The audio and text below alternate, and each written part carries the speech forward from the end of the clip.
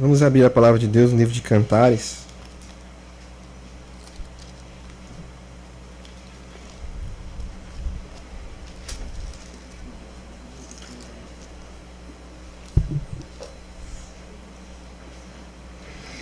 Cantares capítulo 8.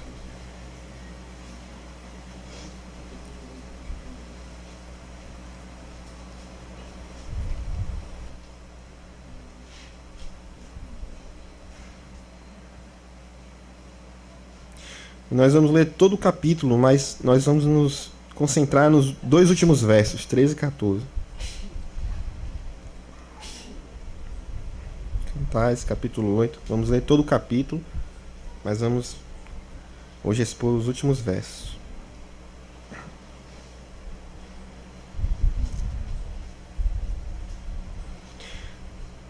Tomara fosses como meu irmão, que mamou os seios de minha mãe. Quando te encontrasse na rua, beijar-te-ia e não me desprezariam. Levar-te-ia e te introduziria na casa de minha mãe, e tu me ensinarias. Eu te daria a beber vinho aromático e mocho das minhas romãs. A sua mão esquerda estaria debaixo da minha cabeça, e a sua direita me abraçaria. Conjuro-vos, ó filhas de Jerusalém, que não acordeis nem desperteis o amor até que este o queira. Coro. Quem é este que sobe do deserto e vem encostado ao seu amado? Esposo. Debaixo da macieira te despertei. Ali esteve tua mãe com dores, ali esteve com dores aquela que te deu a luz. Põe-me como selo sobre o teu coração, como selo sobre o teu braço, porque o amor é forte como a morte, e duro como a sepultura o ciúme. As suas brasas são brasas de fogo, são veementes labaredas. As muitas águas não poderiam apagar o amor, nem os rios afogá-lo. Ainda que alguém desse todos os bens de sua casa pelo amor, seria de todo desprezado. Coro. Temos uma irmãzinha que ainda não tem seios. Que faremos a esta nossa irmã no dia em que for pedida? Se ela for um muro, edificaremos sobre ele uma torre de prata. Se for uma porta, cercá-la-emos com tábuas de cedro. Esposa. Eu sou um muro, e os meus seios como as suas torres. Sendo assim, fui tida por digna da confiança do meu amado. Teve Salomão uma vinha em Baal-Amon, entregou-a a uns guardas, e cada um lhe trazia pelo seu fruto 1000 peças de prata. Esposa, a vinha que me pertence está ao meu dispor. Tu, ó Salomão, terás os 1000 ciclos, e os que guardam o fruto dela, 200. E agora o versículo 13. Ó tu, diz o esposo, que habitas nos jardins, os companheiros estão atentos para ouvir a tua voz. Faze-me, pois, também ouvi-la. A esposa diz: Vem depressa, amado meu, faze-te semelhante ao gamo, ao filho da gazela, que saltam sobre os montes aromáticos. Vamos orar.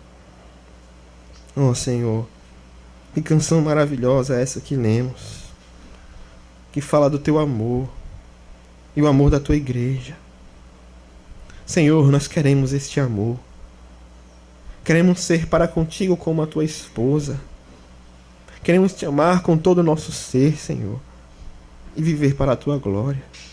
E por isso precisamos que o Senhor nos auxilie, de que o Senhor venha ao nosso encontro, de que o Senhor fale aos nossos corações, que o Senhor tenha compaixão de nós, ó Senhor, porque nós somos pecadores.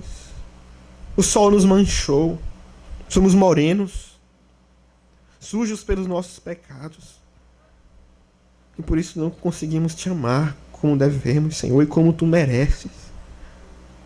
Mas, ó Senhor, envia o teu Espírito Santo nesta hora.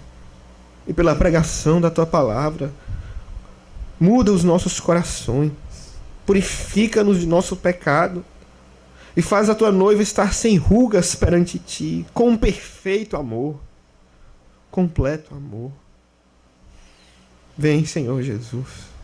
Manifesta-te entre nós, passa entre os candeeiros, passa entre o teu povo e toca nas nossas vidas, Senhor. Precisamos de ti. Ajuda-me, Pai, nesta hora, eu que tenho esta difícil missão e sou tão incapaz dela, tu sabes. Ajuda, Senhor, para que não seja no meu braço e na minha força, pois então tudo será inútil. mas que seja no poder do Teu Espírito. E que assim todos nós venhamos ser transformados nesta hora, na hora da profecia. Tem misericórdia, Pai, nos abençoa, eu te clamo, para a Tua glória e honra, para a edificação do Teu povo, ó Pai, em nome de Jesus. Amém. Meus irmãos, nós ontem falamos sobre a necessidade da igreja de amadurecer na fé e como nós podemos distinguir entre uma fé madura e uma fé fraca. E nós meditamos isso à luz do puritano Richard Baxter. Mas hoje eu gostaria de pregar a vocês nesse texto de Cantares, que fala, como nós já sabemos, da relação da igreja de Cristo, a noiva e a esposa de Cristo, com Cristo, o noivo e o marido. E assim como em todo relacionamento, o livro de Cantares traz um desenvolvimento da relação entre a igreja e Cristo. A igreja, no capítulo 1, nos primeiros capítulos, se mostra uma igreja cheia de fraquezas. Uma hora ela se afasta do seu amado, e é necessário que ela saia correndo desesperada pelas ruas, a se encontrar com os guardas para perguntar se eles viram o seu amado. E os guardas então instruem a ela como ela deve prosseguir para encontrar o seu amado. E ela encontra. Mas ela ainda é inconstante. Ela ainda é fraca. E apesar de amar o seu amado, o seu amor ainda tem muitas debilidades. E novamente, ao seu amado bater na porta da casa, desejando entrar para ter comunhão com ela, ela o rejeita. Ela estava cansada, não queria se levantar, e o seu amado então vai embora. E ela sente a falta do seu amado. Sai às ruas desesperada para experimentar novamente o seu amor. O seu pecado é mais grave, porque é um pecado repetido. Parece que ela não aprendeu tanto assim da primeira vez. E ela então novamente encontra os guardas da cidade, que dessa vez não apenas dão uma instrução a ela, mas espancam-na, diz o texto. Disciplinam. São mais duros com ela. Ela precisa entender a gravidade de ter desprezado a Cristo. Então ela sofre. E ela sofre de tal modo que ela grita às filhas de Jerusalém. Ela está desesperada. E procura entre mesmo os ímpios onde está o seu amado. Eu não estou encontrando o meu amado. Se vocês o virem, diga que eu estou procurando por ele. E nesse processo, quando ela fala às filhas de Jerusalém, o seu coração e a sua mente são renovados pela meditação da beleza do seu amado. As filhas de Jerusalém lhe perguntam: quem é este amado que você procura tão desesperadamente? A quem você anseia tanto? E ela então o descreve. E eu imagino, particularmente, que nessa hora que a igreja descreve o seu amado, é como se ao descrevê-la para as filhas de Jerusalém, ela mesma relembrasse a si e a sua alma toda a beleza do seu amado. Ela então começa a descrever os seus cabelos negros como os dos corvos, os seus olhos como os das pombas, engastados em leite, o seu falar muitíssimo doce. E cada peculiaridade do seu amado vem à sua mente e ao seu coração. De maneira que ela grita que o seu amado é mais desejado do que 10.000. Que ele é inigualável, incomparável. E parece então que ela se arrependeu de desprezá-lo. Oh, como eu pude desprezar o meu amado. Ele é tão belo, tão maravilhoso. Como eu pude rejeitar quando ele bateu na porta para entrar e ter comunhão comigo. Eu, que sou queimada pelo sol. Ele veio até mim, mas eu o rejeitei.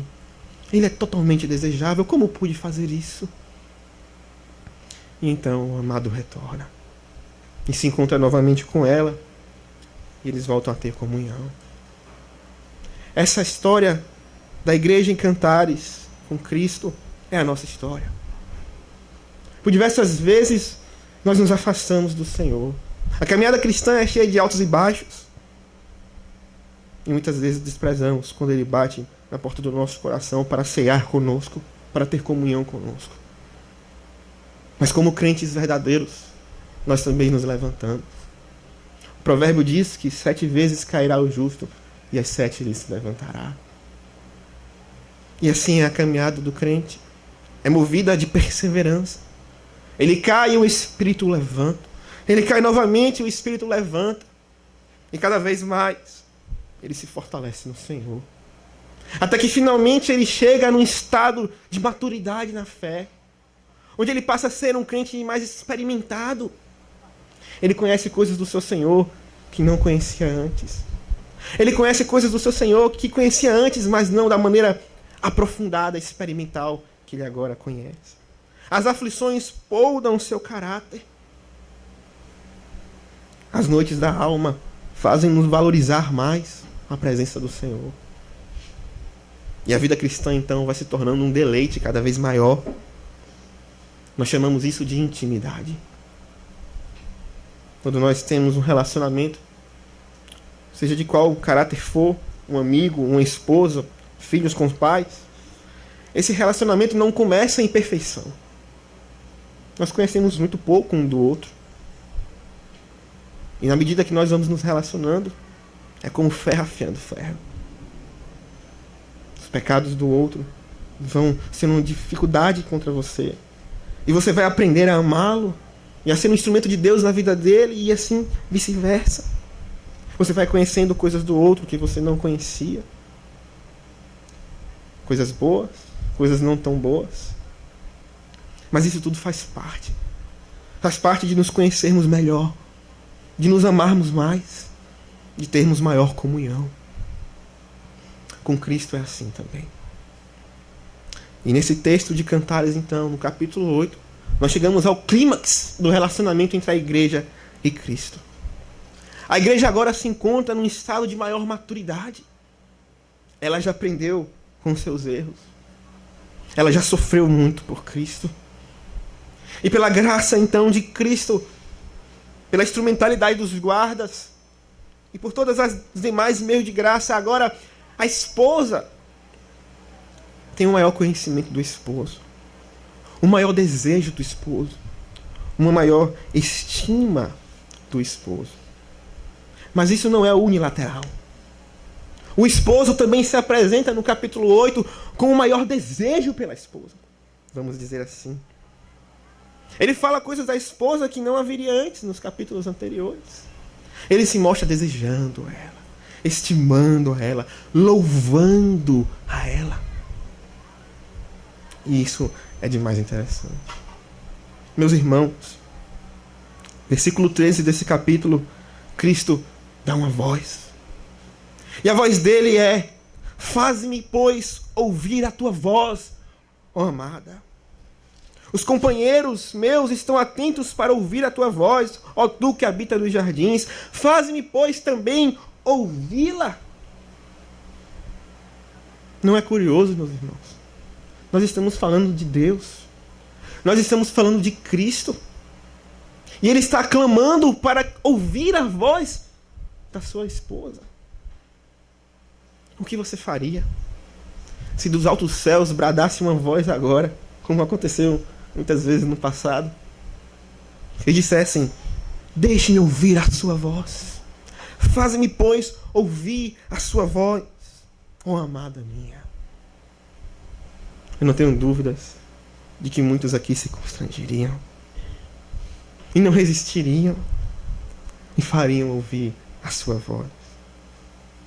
Meus irmãos, esse texto pode ser exposto sob o tema de a voz da igreja aos ouvidos de Cristo. O que significa para Cristo ouvir a voz de uma igreja agora amadurecida na fé? Talvez contemplando a isso, possamos nós nos animar também a crescer na graça e no conhecimento do Senhor. E a primeira coisa que nós percebemos é que a voz dessa igreja agora amadurecida na fé é uma voz desejável para Cristo. Oh, como ele deseja ouvi-la. Ele clama. Na linguagem do texto, ele vê que os companheiros dela, que cuidam do jardim dele, desejam ouvir a voz dela. A sua voz é agradável para os seus companheiros.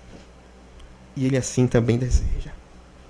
E olha, meus irmãos, como isso mostra, especialmente no que diz respeito às orações e à comunicação do corpo de Cristo com ele, da sua esposa com ele, como ela é agradável para ele. e como ela é agradável para os demais. Você já teve a oportunidade de conhecer um crente verdadeiramente piedoso e firme na fé? Não é agradável as suas conversas. Não é deleitoso. Ele fala de Cristo. Ele fala de coisas de Cristo que você nunca enxergou. Ele fala da palavra de Deus com uma propriedade maior. E ele fala com lágrimas nos olhos, fervor no coração. Aquilo lhe aquece. Você se sente como os discípulos no caminho de Emaús, ouvindo Cristo falar e o seu coração se aquecendo pelas verdades que estão sendo ouvidas. A voz de um crente firme é agradável. Mas não é agradável apenas para os seus companheiros que cuidam da vinha. Ela é agradável para o próprio Senhor. Você já ouviu a oração de um crente firme? Como ela é acompanhada de doutrina. Como ela é regada de lágrimas. Como ela é agradável. Poderíamos passar aqui, vamos dizer, horas ouvindo a oração de um crente firme. Orando com ele. Não cansa. É melhor do que qualquer entretenimento desse mundo. Eu prefiro passar horas ouvindo a oração de um crente firme e orando com ele do que assistindo qualquer filme na televisão. É muito agradável. É doce. Mas por que será? Por que será que a voz da igreja madura é tão agradável assim para os seus companheiros e, acima de tudo, para Cristo? Deixe-me responder essa pergunta. A primeira coisa, ela é desejável porque há um amor eletível no coração de Cristo. Um amor que vem da eleição. Meus irmãos, o presbítero João tem exposto John Owen aqui. E uma das coisas que mais impactou na minha vida, das leituras dos livros de John Owen, foi nesse próprio livro que ele está expondo, quando ele fala da comunhão com o Pai. E falando da comunhão do Pai com o crente, ele expõe que muitas vezes temos uma visão, mesmo como crentes salvos, totalmente distorcida do Pai. Achamos que Deus é aquele Deus carrancudo conosco, crentes em Cristo. Aquele Deus fechado, duro, no sentido negativo disso tudo. Que não nos ama. Ou que nos ama simplesmente porque Jesus veio, morreu por nós. E olha como isto tem uma questão interessante. E então, ele que nos odiava agora passou a nos amar. Meus irmãos, eu sei que eu tenho que ter cuidado com isto que vou falar agora. Mas nós também precisamos ter cuidado ao entender que Deus nos ama desde a eternidade. Que Deus ama os seus eleitos desde a eternidade. E que a prova do seu amor foi exatamente o fato de ele enviar o seu filho para morrer em lugar do seu povo. Foi porque ele os amou que ele enviou o seu filho. Foi porque ele os amou que ele fez o seu filho enfermar. Foi porque ele os amou que lhe agradou moer o seu filho. Foi porque ele os amou desde antes da fundação do mundo que o seu filho passou pelo que passou. É o amor eletivo de Deus que fez com que ele enviasse o seu Espírito e nos trouxesse o arrependimento e a fé em Cristo. O Senhor, o nosso Deus e Pai, é a causa e a razão da nossa fé. Nós cremos porque Ele nos amou. Nós o amamos porque Ele nos amou primeiro. E entregou o seu Filho por nós. É um pecado terrível um crente duvidar desse amor. Um crente distorcer esse amor. É um amor eletivo. Um amor incompreensível. Um amor que nunca vamos poder dizer o porquê. E meus irmãos, essa é a primeira razão porque a oração de um crente, especialmente um crente maduro, é tão agradável aos seus olhos. Se a oração de um crente que está chegando agora pela fé, vamos supor que entre nós aqui tem alguém que não conhece a Cristo. E enquanto eu falo, o Espírito está trabalhando no coração dessa pessoa, e essa pessoa está extremamente convicta de seus pecados. Mas não somente isso. Essa pessoa agora contempla a Cristo pela fé. E ela clama por salvação. E se arrepende e crê. Ela nasce de novo. Vamos supor que agora está ocorrendo um novo nascimento enquanto eu falo, pelo poder do Espírito Santo. Nesse momento, essa pessoa estará orando. Estará orando em espírito. Estará clamando ao Senhor. E a sua oração lhe será agradável. Porque Deus espera esta oração dos seus eleitos. Ele espera e por isso ele envia o seu Espírito para perseverar contra eles e neles, para bater em seus corações. Ele envia as suas flechas, ele envia a sua palavra, ele envia tudo para trazer os seus eleitos a si. Nenhum dos seus eleitos se perderá. Nenhum dos seus eleitos será abandonado. Nenhum dos seus eleitos que ainda não foram convertidos ficarão nesse estado para sempre. Ele está rodeando o mundo, enviando os seus servos para lugares perigosos. Muitos estão morrendo pela pregação do Evangelho. E ele está fazendo isso. Porque ele está fazendo isso para trazer os seus eleitos a Cristo. Então vamos supor que você era um desses. E essa vai ser a primeira oração que você irá fazer, que agradará aos ouvidos do Senhor. A oração de arrependimento. A oração de entrega a Cristo Jesus. Como essa oração lhe é agradável? Em certo sentido, eu digo com toda reverência, como ele espera esta oração dos seus eleitos. A oração do arrependimento. A oração da entrega e da conversão. A palavra de Deus diz, em Lucas 15:10, que há júbilo diante dos anjos de Deus quando um pecador se arrepende. Há júbilo diante dos anjos de Deus, porque há júbilo no Senhor quando um pecador se arrepende.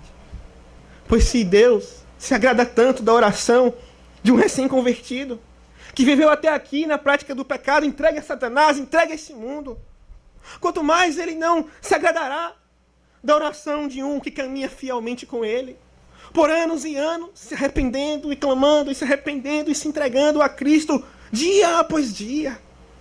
Como lhe é agradável também. Deus não se agrada da oração de justos, vamos dizer assim, justos aos seus próprios olhos. Ele diz que não há júbilo quando eles fazem assim. A oração daquele fariseu que deu graças porque não era como o publicano que estava do seu lado foi desprezada. Mas a oração do publicano, que clamou por misericórdia e compaixão dele, pecador, foi ouvida. Oh, meus irmãos, eu penso que alguns aqui têm orado assim por muito tempo. Talvez você tenha anos de crente, 3, 4, 5 ou mais. E a sua oração hoje continua a mesma do seu primeiro dia. Você continua a orar, Senhor, tem compaixão de mim. Você continua a entrar no seu quarto e chorar, clamando por arrependimento e fé em Cristo. Deixa eu lhe dizer que esse é um doce som aos ouvidos do Senhor. Continue assim. Nunca pare com esta oração que se iniciou no primeiro dia da sua conversão. Persevere nela até o último dia. Cristo clama para ouvir a sua voz. E é essa voz que Ele quer ouvir. Entregue isso a Ele. E Ele se agradará. Porque a oração dos crentes é desejável por um amor eletivo. Mais, é desejável porque a oração de um crente, especialmente um crente maduro, é de alguém que está unido com Cristo. Meus irmãos, não nos enganemos. O que mais agrada o coração de Deus é ver Ele mesmo. Deus tem um amor e um zelo pela sua própria glória. Ele ama o seu próprio nome. E isso é maravilhoso que seja assim, porque nada, nem ninguém é digno de ser amado, adorado e glorificado, senão Ele mesmo. Tudo só tem sentido nele. E é por isso que todas as coisas concorrem para Ele. São por Ele, nele, para Ele todas as coisas. E é por isso que Cristo se agrada da oração de um crente maduro. Olhe para um crente maduro. Ele está unido a Cristo. Um crente fraco também está unido a Cristo. Mas há muitas graças ainda que estão em pouco grau, que precisam ser mais desenvolvidas. Um crente maduro tem mais abundâncias de graças na sua vida. Quando Cristo olha para ele, e ele vê essas graças em fervor pelo seu Espírito neles, ele se deleita. Olha o coração de um crente. Quando Cristo olha para ele, ele não vê os seus pecados. Ele vê a sua justiça. Ele se deleita na sua justiça. Ele vê o seu amor. Ele se deleita no seu amor. Ele vê a sua santidade. Ele se deleita na sua santidade. Quando Cristo olha para um crente, ele vê a si mesmo. E nós sabemos que não há nada mais desejável do que o próprio Cristo. Cristo em nós é a esperança da glória. Ele é tudo em todos. E na medida que somos mais semelhantes a Ele, e até mesmo você, que ainda não o conhece, se entrega a Ele e é unido a Ele, a sua oração se torna agradável. Mas mais, meus irmãos, nossa oração não é apenas agradável porque nós estamos unidos a Ele pela fé, mas também porque o Espírito ora conosco. Não há comunhão maior do que a comunhão entre as pessoas da Trindade. O Pai com o Filho com o Espírito, cada um com o outro. Uma comunhão eterna, inquebrável. Esta é a perfeita e plena comunhão. Imagine então o que é para Cristo ouvir os gemidos do Espírito. Lá está um crente orando e o Espírito está juntamente com ele. Como diz Romanos 8, intercedendo com gemidos inexprimíveis. Oh, como esta oração é agradável. E se essa oração é agradável para um recém-convertido que acabou de ter o Espírito habitando em si, quanto mais para um crente maduro, que está mais cheio do Espírito, que caminha mais com o Espírito, que tem mais a plenitude do Espírito, quanto doce será aos ouvidos de Cristo essa oração. E ó, meus irmãos,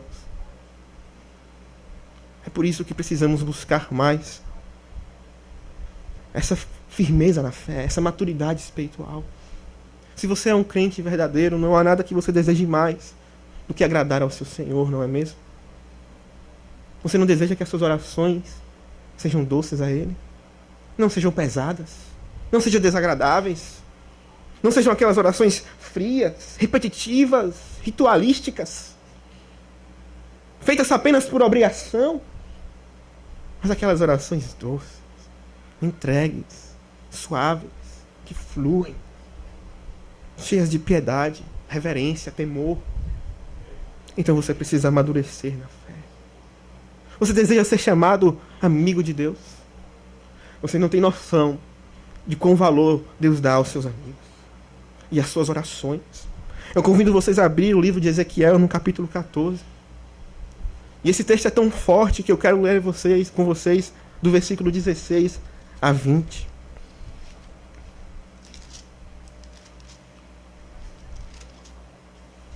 Aqui está o profeta Ezequiel, dando a profecia de juízo, dando a profecia que fala do juízo de Deus contra os pecadores.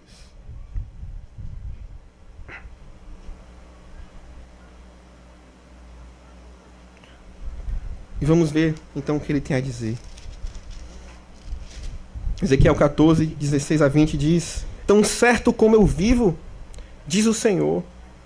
Vamos ler do versículo 15, aliás. Se eu fizer passar pela terra bestas feras, e elas a assolarem, que fique assolada, e ninguém possa passar por ela por causa das feras, tão certo como eu vivo, diz o Senhor. Ainda que esses 3 homens estivessem no meio dela, não salvariam nem a seus filhos, nem as suas filhas. Só eles seriam salvos, e a terra seria assolada. Se eu fizer a espada sobre a terra, passar a espada sobre a terra e disser: espada passa pela terra, e eu eliminar dela os homens e animais, tão certo como eu vivo, diz o Senhor Deus, ainda que esses 3 homens estivessem no meio dela, não salvariam nem a seus filhos, nem as suas filhas. Só eles seriam salvos.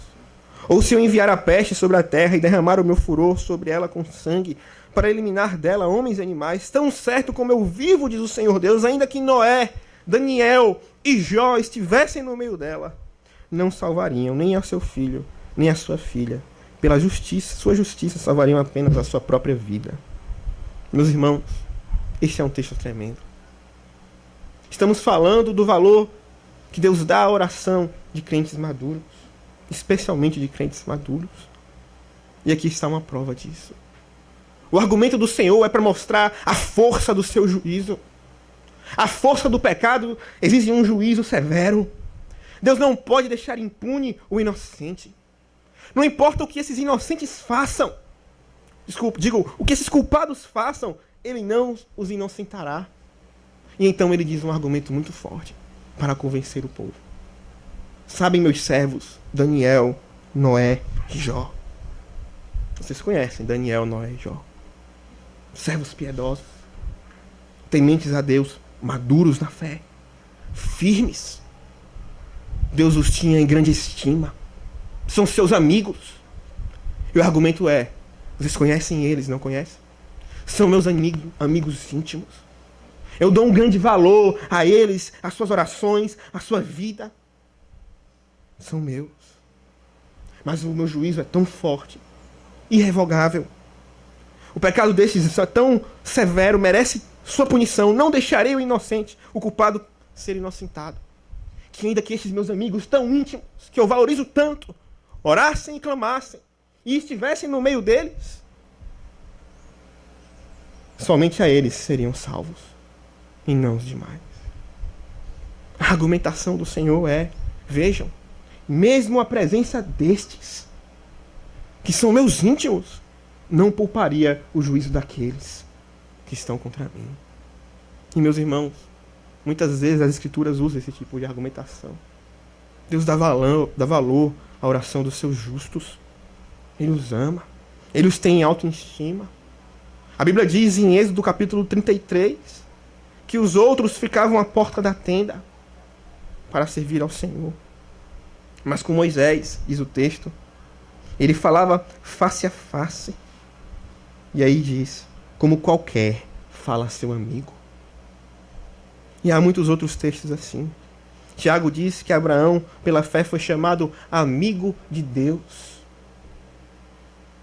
E ó, meus irmãos, quantos de nós querem ser assim?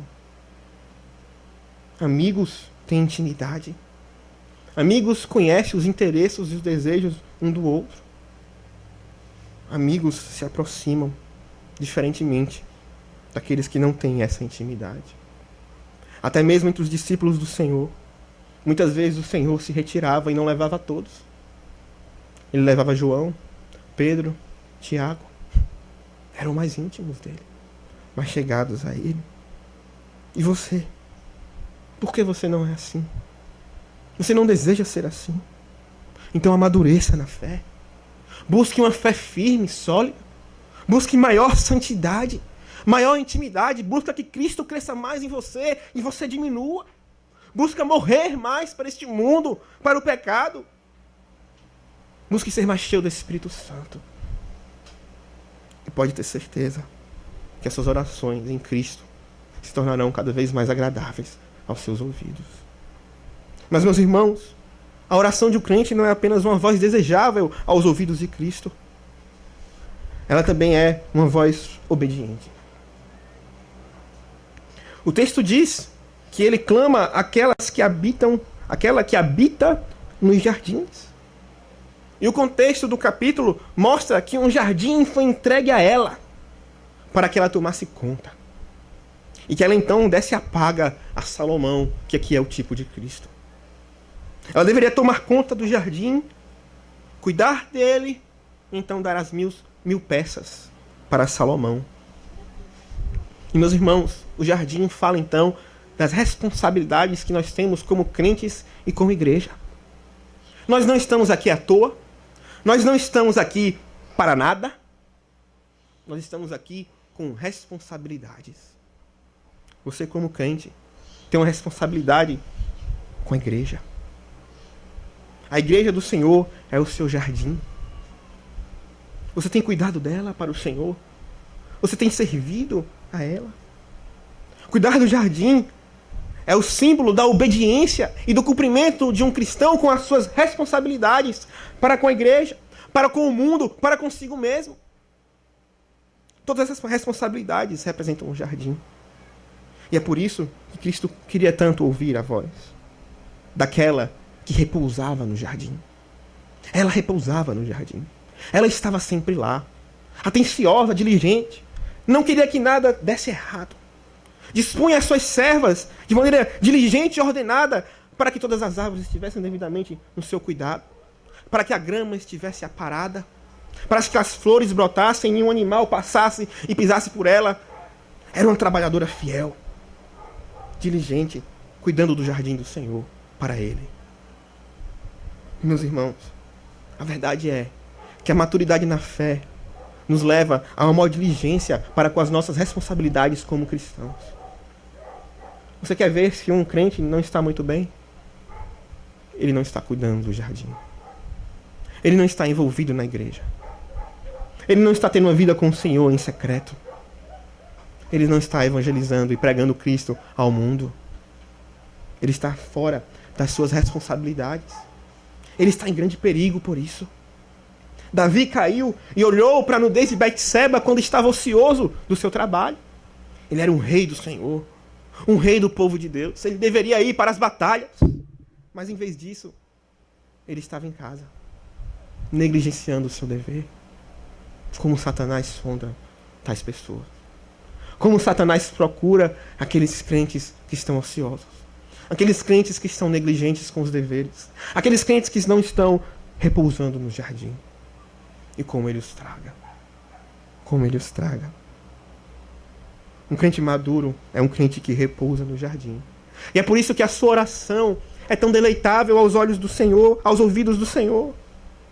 A sua oração é regada de muito arrependimento. Porque quem muito obedece é quem muito ama. E quem muito ama é quem muito foi perdoado. E quem muito foi perdoado é quem muito se arrependeu.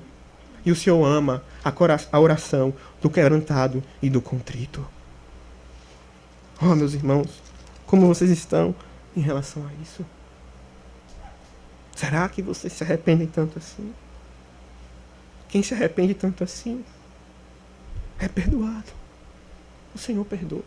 Ele é um Deus perdoador daqueles que se arrependem e creem nele. E quem é perdoado tem grande gratidão no coração. E se derrama perante o Senhor em amor e obediência. Porque aquele que o ama é o que guarda os seus mandamentos. É o que o obedece. É o que cuida do jardim. Pedro, tu me amas. Amo, Senhor, tu sabes. Pedro, tu me amas.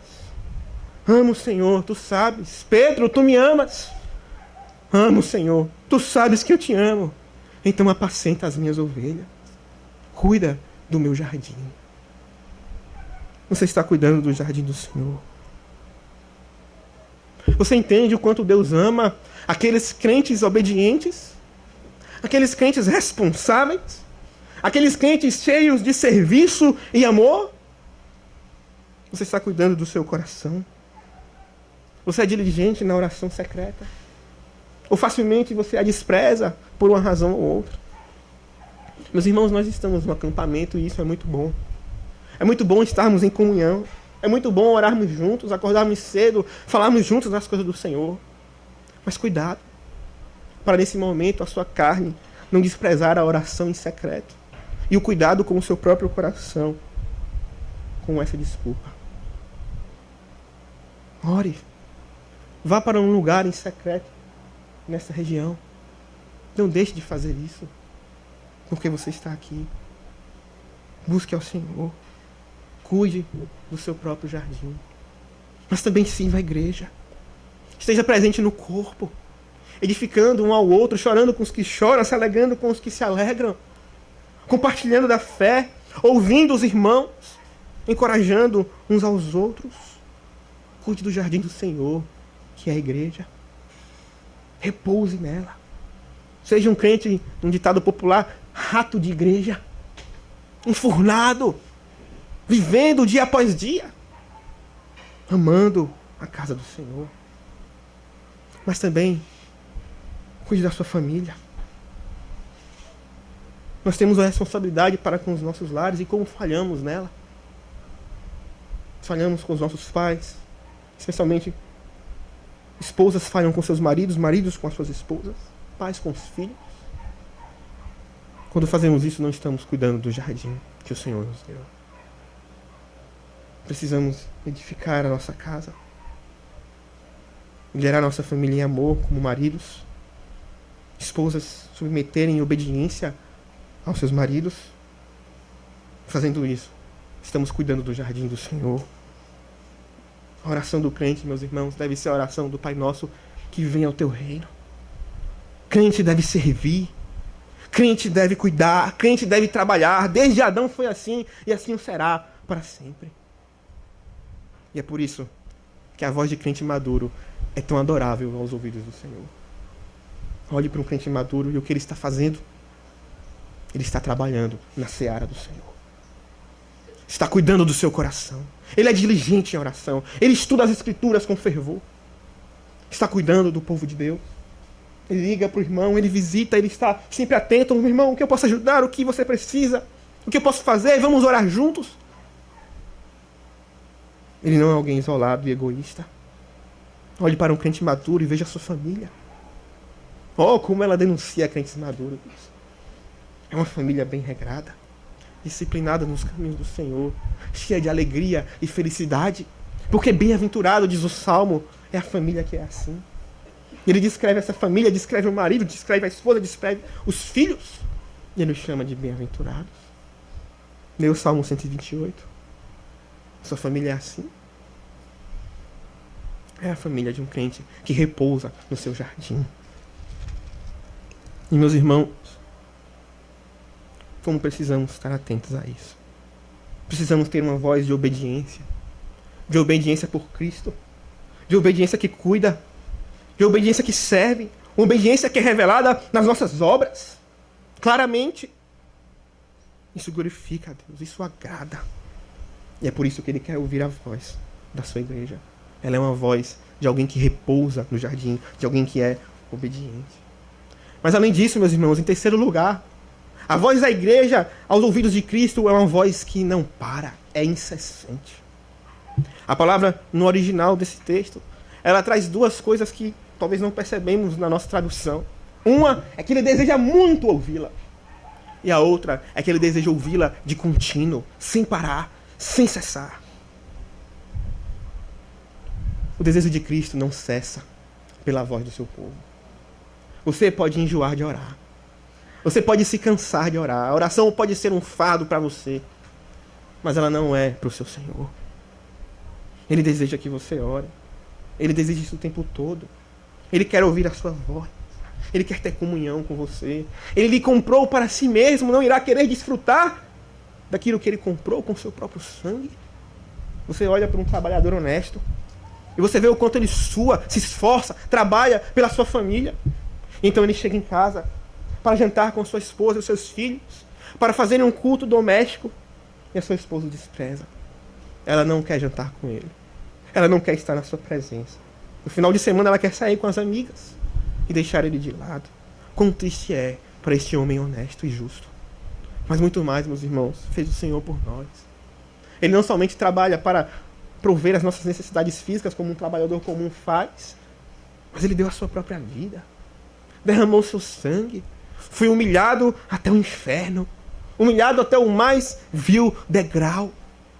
Esbofeteado, cuspido, escarnecido com a coroa de espinhos e vestes de púrpura. Aquele que era o rei, tão humilhado para salvar a sua noiva, a sua esposa, para comprar a sua esposa. Então, uma vez que ela é adquirida, ele espera que ela venha ter comunhão consigo. Mas ela prefere fazer qualquer outra coisa. Oh, quanto tempo nós gastamos com futilidades, com entretenimento, especialmente na nossa geração. Com tantas coisas. E esquecemos que fomos comprados para ter comunhão com o nosso amado. A voz da igreja deve ser uma voz que não cessa, porque o desejo de Cristo não cessa. E nem a nossa necessidade cessa por um momento sequer. Nós precisamos dele. Nós precisamos muito dele. A todo instante estamos cercados por Satanás. A nossa carne não está fora, mas dentro de nós, apelando para que venhamos pecar contra o Senhor.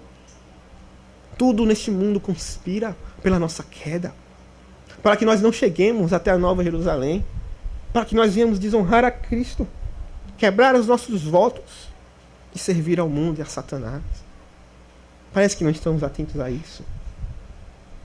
Nossa necessidade não para. O inimigo das nossas almas não para, mas nós paramos. E paramos o tempo todo. E paramos por dias, às vezes. Paramos por muito tempo. Não entendemos que a nossa necessidade não cessa. E é por isso que a nossa voz não pode cessar também. Nós devemos orar sem cessar, disse o Senhor. Porque nós precisamos disso. Nada vai mudar no coração de Deus com a nossa oração. Mas o nosso coração irá mudar muito com a nossa oração. Nesse momento de oração, de dependência, de comunhão com Cristo, Ele nos conforma à sua vontade. Ele nos humilha diante dEle. Ele nos ensina a dependermos dEle, a perseverar com Ele. Ele nos ensina tantas coisas. E supre assim as nossas carências, as nossas fraquezas e debilidades, como precisamos falar com Cristo. Muitos de vocês, quando têm lutas e dificuldades, como vocês se sentem angustiados em desabafar com alguém, não é mesmo? Vocês logo correm com quem eu posso desabafar. Não há ninguém a desabafar, então você reclama. Mas você se esquece que Ele disse: eu quero ouvir a sua voz. Me fala a sua voz.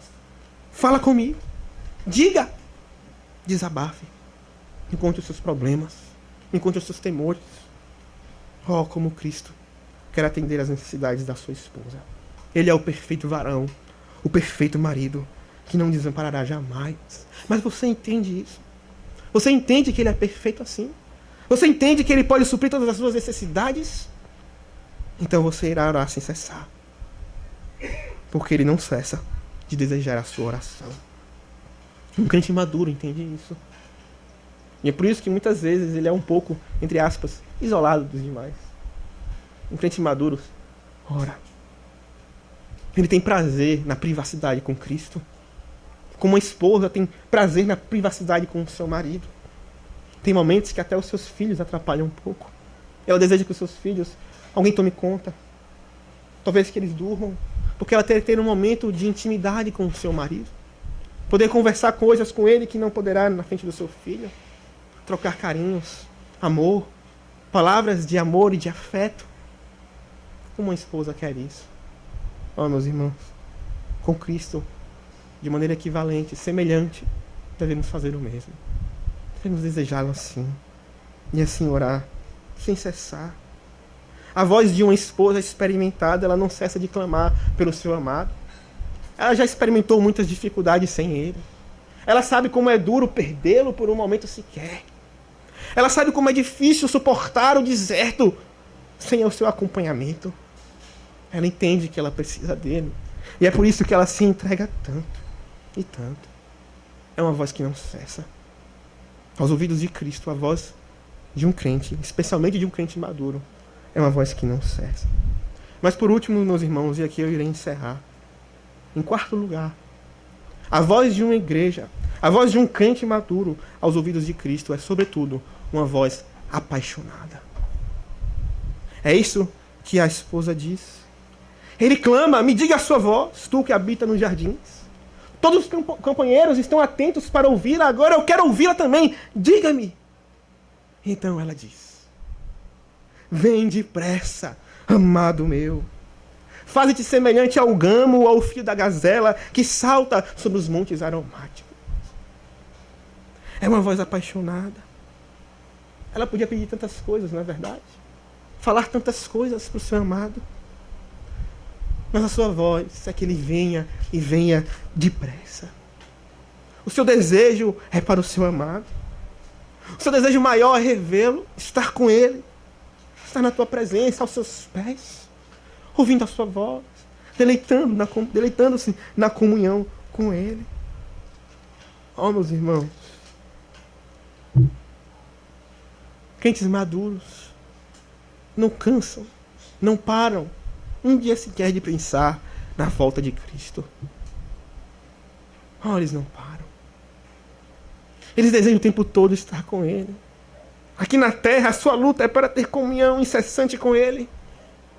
Mas eles sabem que não importa o esforço, não importa o quanto lutem espiritualmente, nunca será perfeito aqui na terra. Há uma carne que habita neles. E o Senhor, apesar de ter comunhão pelo seu Espírito conosco aqui, está no céu, à destra do Pai, com um corpo glorificado. Nós não queremos ter comunhão apenas com o Espírito de Cristo. Nós queremos ter comunhão com todo o Cristo. com o corpo de Cristo e com o Espírito de Cristo. Queremos estar face a face com Ele, conhecê-lo plenamente, perfeitamente, adorá-lo perfeitamente para sempre. E assim, um crente que tem isso diante dos seus olhos, sempre e sempre clama pela volta do Senhor. O Senhor quer ouvir a minha voz. Escuta, Senhor, a minha voz. E a minha voz diz o que está no meu coração. E volta, Senhor. Vem depressa. Estou ansioso para me encontrar contigo. Estou cheio de expectativas, interesses e desejo ardente para poder ter comunhão com o Senhor para sempre. Essa é uma característica, inclusive, dos verdadeiros convertidos. O apóstolo Paulo, na segunda epístola a Timóteo, ele diz, quando está completando a sua carreira: estou sendo oferecido por libação, o tempo da minha partida é chegado, estou para partir. Combati o bom combate, completei a carreira, guardei a fé. Já agora a coroa da justiça me está guardada, a qual o Senhor, o reto juiz, me dará naquele dia. Eu terminei, eu vou partir. E eu lutei, eu estou com a consciência limpa. Eu lutei pelo Senhor. Eu servi de todo o meu coração. Eu sei que pela graça dele me espera agora a coroa da justiça em Cristo. Ele me dará naquele dia, mas ele continua. Não dará somente a mim. E não é somente a mim, mas todos a quantos amam a sua vinda. Ele dará não somente a mim, mas todos quantos amam a sua vinda. Esta é uma promessa preciosa. Esta é uma característica preciosa. Ele dará àqueles que amam a sua vinda. Você ama a vinda do Senhor? Você realmente espera de todo o seu coração? Nas suas orações, nos seus pensamentos, nos seus sentimentos, isso está explícito. Oh, que coroa de justiça lhe aguarda, pois em breve ele voltará. E é isso que ela clama. Volta rápido, volta depressa. Vem depressa, amado meu. Como filho da gazela, ela diz. Como a gama, o filho da gazela que saltam sobre os montes aromáticos. Sem empecilhos. Pulam por todas as dificuldades. Vem depressa, correndo, para ter o fim que eles querem. Assim vem tu, Senhor. Vem logo. Vem logo ao meu encontro. Estou esperando por ti. Meus irmãos, existe uma forma, entre aspas, de nós apressarmos a vinda do Senhor. Nós sabemos que o tempo está determinado. Não sabemos quando será. Pode ser hoje. Pode ser amanhã. Irá acontecer. Mas, em certo sentido, a palavra de Deus nos ensina que nós podemos apressá-la. Abram a palavra de Deus em 2 Pedro, capítulo 3. E Pedro está tratando com a igreja a respeito da volta do Senhor. Alguns julgavam que estava demorando demais. E como estava demorando demais, parecia que era uma promessa falsa. Isso não iria acontecer. Será que é um mito? Ele disse que ia voltar logo e está demorando muito. Então não deve ser verdade. Então Pedro, em um dos seus argumentos, fala o seguinte: não retarda o Senhor a sua promessa, verso 9, capítulo 3, como alguns a julgam demorada. Pelo contrário, ele é longânimo para convosco, não querendo que nenhum pereça, senão que todos os eleitos cheguem ao arrependimento. Virá, entretanto, como o ladrão o dia do Senhor, no qual os céus passarão com estrepitoso estrondo, e os elementos se desfarão abrasados. Também a terra e as obras que nela existem serão atingidas. Visto que todas essas coisas hão de ser desfeitas, deveis ser tais como os que vivem em santo procedimento e piedade. Fazendo o quê? Esperando e apressando a vinda do dia de Deus. Oh, meus irmãos, que lição preciosa. Muitos de nós dizem esperar a volta de Cristo. Mas esperar a volta de Cristo não é suficiente. Um crente maduro não só espera a volta de Cristo, ele a apressa no sentido que Pedro aqui diz. Apressar a volta de Cristo é, uma vez entendendo que o que Cristo está aguardando, como ele diz no versículo anterior, está retardando a sua promessa, porque ele é longânimo para convosco, não querendo que nenhum pereça, senão que todos cheguem ao arrependimento. Uma vez que eu entendo isso, que porque Cristo não voltou, porque as coisas não acabaram, é porque existem eleitos que irão ser salvos. Existe obra a se fazer. Não está no tempo determinado. Todos ainda não chegaram ao arrependimento. Não é a hora. Então, um crente que espera a sua volta, o que ele faz? Ele busca para que essa hora aconteça logo. Ele busca e se esforça para que em seu coração veja estar preparado para encontrá-lo. Mas não somente assim. Ele se esforça para que os seus demais também estejam. Ele luta para que a igreja mergulhe em verdadeiro e sincero arrependimento e fé em Cristo Jesus. Para que todos os eleitos cheguem, se convertam. E assim ele se esforça. Ele se esforça pela sua alma. Ele se esforça pela alma do povo de Deus. Ele se esforça pelas pessoas, as almas perdidas ao seu redor. Ele trabalha na seara. Ele luta. Ele ora. Ele clama.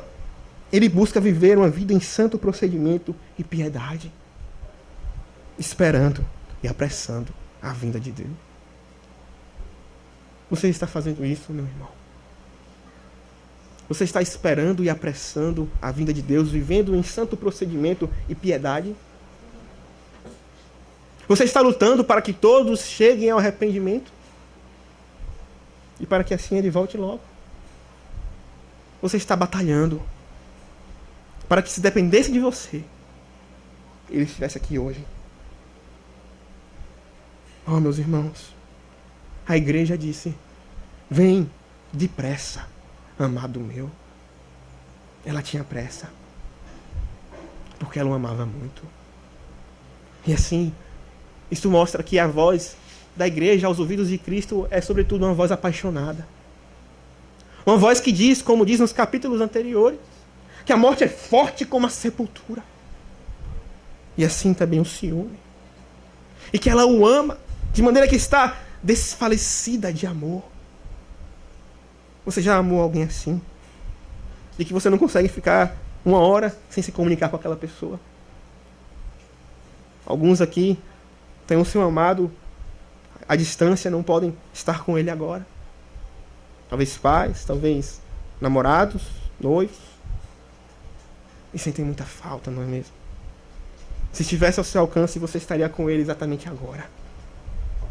Você faria de tudo para apressar a sua vinda. É uma prova de amor. É uma prova de amor esperar e apressar a vinda do Senhor Jesus Cristo. Igreja do Senhor, eu faço um apelo a vocês. Busquem uma fé mais firme. Meditem nessas coisas. Busquem ter uma voz que desperte os desejos do Senhor, vamos assim dizer. Uma voz obediente, uma voz incessante e, sobretudo, uma voz apaixonada por Cristo. Uma voz que o espera, que o apressa. E aqueles que não estão entregues ainda a Cristo, se arrependam hoje. A palavra de Deus diz que o sacrifício dos ímpios é abominável ao Senhor, mas a oração dos justos é o seu deleite. Não adianta, longe de Cristo, você tentar se aproximar dele. Suas orações são abomináveis. Sua adoração é rejeitada. Os seus pecados o impedem. Mas se você se arrepender hoje e lançar a sua sorte com Cristo, se você sinceramente crer nele, a sua justiça, como disse João, virá sobre você. E você será feito justo diante dele. E a sua oração será desejável aos seus ouvidos. Entregue o seu coração a Cristo. Se arrependa hoje. Não deixe para amanhã. Para que você possa ter essa doce comunhão que nós vemos aqui em Cantares. Vamos orar. Senhor, como precisamos de Ti. Como nos envergonhamos, Senhor, ao ver esta relação tão linda da igreja para com o Senhor. Como a oração, como a vida, como a resposta é tão agradável aos Teus ouvidos. Senhor, o Senhor também nos conclama a fazer ouvir a nossa voz. Nos ajuda, Senhor, a pela fé Te agradar. a viver em santo procedimento e piedade, esperando a pressão da tua vinda, clamando: ora vem, Senhor Jesus. Senhor, vimos que esse livro da canção das canções das canções, canção de Salomão, termina com esta sublime oração do teu povo. Assim como termina também o livro de Apocalipse. Maranata, ora vem, Senhor Jesus. Ó Senhor, que a nossa vida seja marcada por isso. Que todos os dias a tua volta não saia da nossa mente nem do nosso coração. Mas que nós venhamos viver como peregrinos, nos preparando para nos encontrar contigo. Ó Senhor, nos santifica. Nos dá uma fé firme, madura. Que te honre e te glorifique. Que te agrade em tudo. Nós queremos ouvir do Senhor que somos teus servos amados e que o Senhor em Cristo se compraz em nós. Por isso, dá-nos o teu Espírito, Senhor. Precisamos dele. Ora conosco com gemidos inexprimíveis. Intercede por nós, Senhor Jesus Cristo. Ó Pai, eu clamo. Ouve a minha oração e nos socorre. Tem misericórdia de nós, para que o nosso coração seja bem firme no Senhor e para que nós venhamos correr a carreira até o fim, perseverando até o fim. Também oro, Senhor, por aqueles que estão longe do Senhor. Ó Senhor, que eles não resistam mais ao Senhor, mas que eles se entreguem completamente ao Senhor hoje, para que a oração e a vida deles também te seja agradável, para que não sejam algo que te desonra, mas que possam ser como sacrifícios que em ti sobem com um aroma suave e agradável às tuas narinas. Abençoa-nos, ó Pai, assim neste acampamento. Fica conosco. Na minha oração, em nome de Jesus. Amém.